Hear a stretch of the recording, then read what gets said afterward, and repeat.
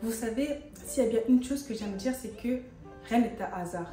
Tout est placé, tout est disposé pour une raison, pour un but précis. Donc si Dieu t'a placé dans une école, dans une classe où tu es le ou la seule chrétienne, sache que ce n'est pas à hasard. Et donc c'est pourquoi aujourd'hui je suis là pour te donner quelques conseils et t'encourager à faire de cette différence ta force. En vérité, je vous le dis, être le seul chrétien de son école ou de sa classe, c'est pas si pire que ça en a l'air. C'est pas si compliqué que ça en a l'air. Dieu veut juste que tu apportes quelque chose, ok? Tu es la lumière du monde. Tu es fait pour briller. La lumière, on ne la cache pas, on l'expose. La lumière vient apporter de l'espoir là où il n'y a pas d'espoir. Donc oui, si Dieu a permis que tu sois dans cette école, c'est parce qu'il veut que tu gagnes tes âmes. Dieu veut que tu évangélises. Je vous le dis, hein, les écoles, c'est un champ. La moisson est grande, mais tellement grande. Et malheureusement, il y a très peu d'ouvriers. Et en vrai, évangéliser, c'est pas si personne n'a l'air. En vérité, l'impact de votre évangélisation va vraiment dépendre de ce que vous dites, mais surtout de votre comportement. En 1 Pierre 2,12, Dieu nous encourage à avoir un bon comportement au milieu de ceux qui ne croient pas en lui, afin que par la suite, ils puissent pouvoir le glorifier. Les gens seront beaucoup plus touchés par ce que tu fais que par ce que tu dis. Ils entendront plus ton comportement que tes paroles. Les gens vont vraiment beaucoup regarder à votre comportement. Comment est-ce que vous réagirez si par exemple un élève ou même un prof venait à mal vous parler, voire vous insulter? Par exemple, qu'est-ce que vous ferez si toute la classe est en train de se moquer d'un élève? Est-ce que vous serez celui qui ira se moquer avec les autres ou celui au contraire qui ira parler à cette personne? Votre évangélisation va vraiment se jouer sur du 50-50. 50% pour le comportement et 50% sur ce que vous dites. Moi personnellement, mon but précis quand j'évangélise au cégep, c'est vraiment de montrer aux jeunes que suivre Dieu, c'est pas une question de religion, mais c'est vraiment une question de relation avec Dieu. J'essaye vraiment de montrer aux gens que refléter Christ, c'est bien plus cool que ce qu'ils pensent. C'est bien plus fun que ça en a l'air. Et j'essaye vraiment de montrer un lifestyle qui va impacter. C'est pourquoi je vous encourage vraiment à être des ambassadeurs. Soyons des ambassadeurs de Christ. Reflétons Christ à 100%. Montrons comment est-ce que Christ se comporterait s'il était là actuellement avec ces personnes. Voyez. Et par rapport à l'amitié et par rapport aux relations, ce sera sûrement très compliqué pour vous de trouver un groupe d'amis qui n'est pas chrétien parce qu'il y aura certaines choses qu'eux ils font que vous ne faites pas. Et à ce moment-là, il y aura comme une certaine distance, mais cela ne doit pas être un blocage pour annoncer l'évangile. Franchement, à l'école, vous êtes chrétien, rigolez avec les gens. Montrez la joie que Christ donne. Montrez l'humour, montrez que Dieu aussi a l'humour. Vous voyez, rigolez avec les gens, tapez-vous des délires. Et franchement, vivez à fond avec les gens, rencontrez de nouvelles personnes, montrez-leur de l'amour, rigolez, rigolez, rigolez. Mais bien sûr, posez certaines limites, ok? Tu rencontres une personne dans ton école qui n'est pas chrétienne.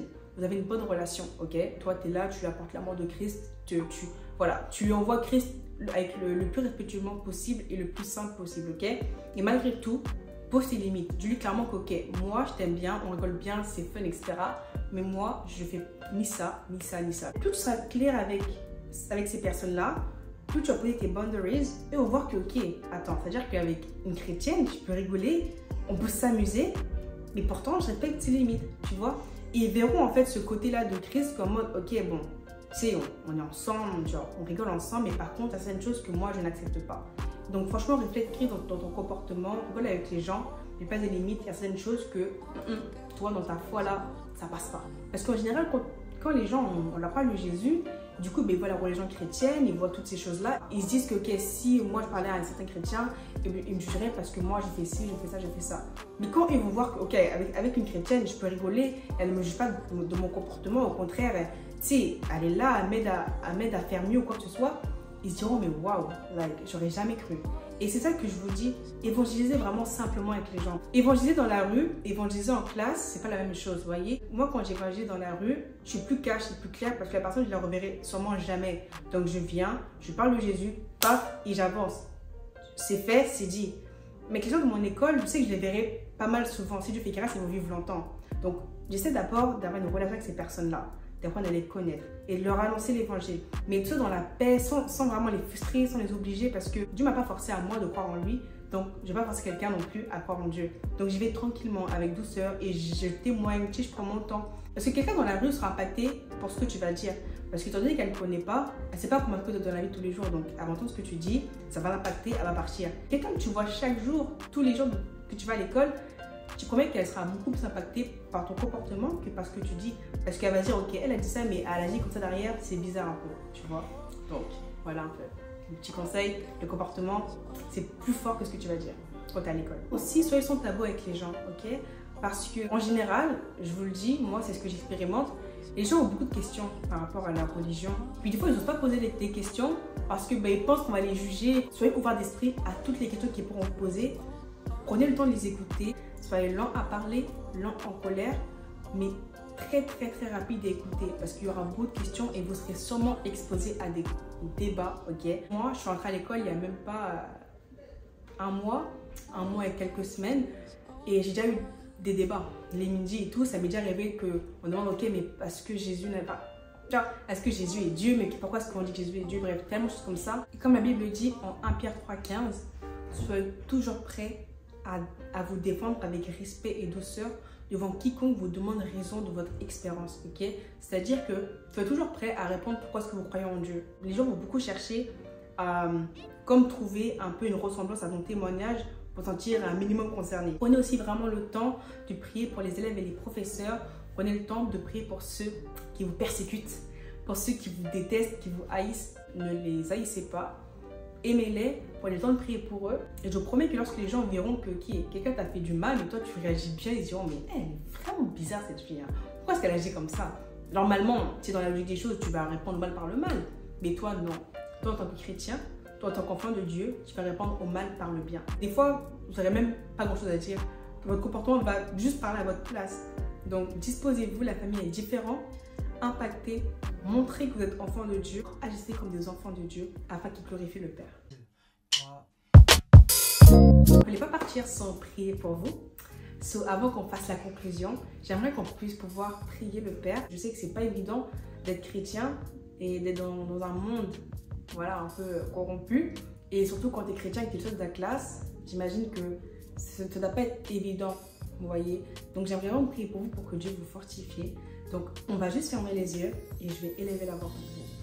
Merci Seigneur Jésus pour cette personne qui a regardé la vidéo. Merci Seigneur Jésus pour cette personne qui s'est sentie concernée, Seigneur Jésus, par ce message. Je prie donc Père que vous puissiez vraiment venir vous révéler à chaque personne qui regarde la vidéo, que vous puissiez venir leur donner, Seigneur Jésus, de faire de cette différence une force quand ils sont à l'école, même pour ceux qui sont au travail aussi. Hein. Je prie que vraiment cette différence-là qu'ils ont fait de cette différence, cette force, qu'ils impactent, qu'ils envoient cette lumière, mon Dieu, mon roi. Donnez-leur de ne pas avoir honte d'annoncer l'évangile. Donnez-leur, Seigneur Dieu, de ne pas avoir honte de manifester qui ils sont en Christ, de ne pas avoir honte de parler de Jésus, Père, parce que vraiment, vous les utilisez pour votre gloire et les personnes qui côtoient chaque jour ont besoin de vos enfants.